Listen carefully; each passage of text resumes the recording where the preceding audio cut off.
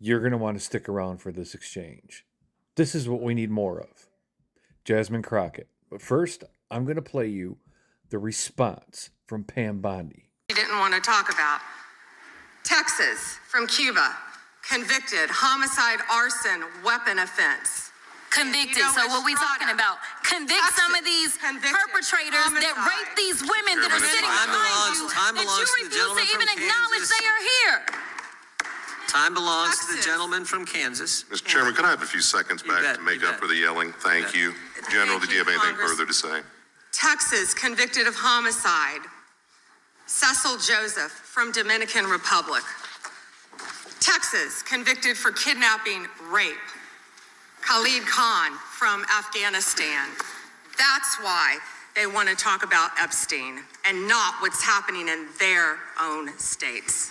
Who's the governor of Texas? Who has the Texas State Senate and the Texas State House that makes the laws? Republicans. That's right. They don't want to talk about the thousands and thousands of women that are abused, battered, and or murdered by their white husbands. Just the ones that were immigrants. Here's what led to that response. Administration. In the written testimony of this witness, of this particular witness, she stated that when she took office, she had two main goals. The first was to end the weaponization of justice, and second, to return the department to its core mission. Not only have you lied about both, you've intentionally done the exact opposite. You're spending more taxpayer resources arresting journalists than you are prosecuting pedophiles and creeps. In fact, your boss, the President of the United States, stated that this administration, quote, took the freedom of speech away. And at your direction, DOJ has arrested Don Lemon and Georgia Fort. And I might add that y'all actually had a judge that rejected y'all for trying to arrest Don Lemon before, just like the grand jury rejected y'all as it relates to Senator Kelly, just like a grand jury rejected y'all as it relates to Senator Slotkin, just like the case against Tish James was dismissed and the case against Mr. Comey was dismissed. I completely don't get how it is that you're sitting at the top of DOJ because you don't seem to be good at your job. You're spending more taxpayer resources arresting these journalists. In fact,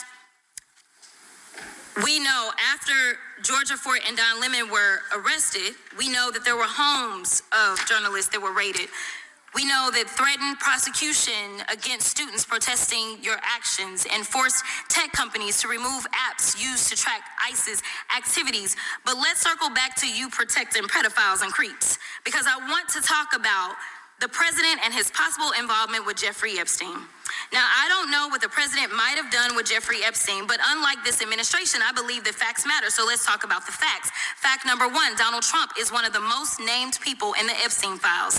At least 5,000 files contains more than 38,000 references to Trump, his wife, or Mar-a-Lago.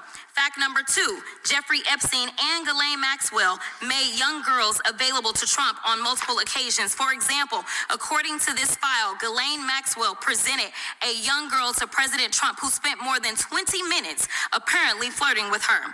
Here's another example. This shows notes from FBI investigators that describe Jeffrey Epstein transporting a victim to Mar-a-Lago to meet with President Trump, where he bragged to Trump that, quote, this is a good one. Now, I'm not saying that the president is a pedophile, but there is a lot of evidence in these files that suggests that he's very close friends with a lot of men who are pedophiles. What's crazy about all of this is just that this is a big cover-up. And this administration is engaged in it. In fact, this administration is complicit.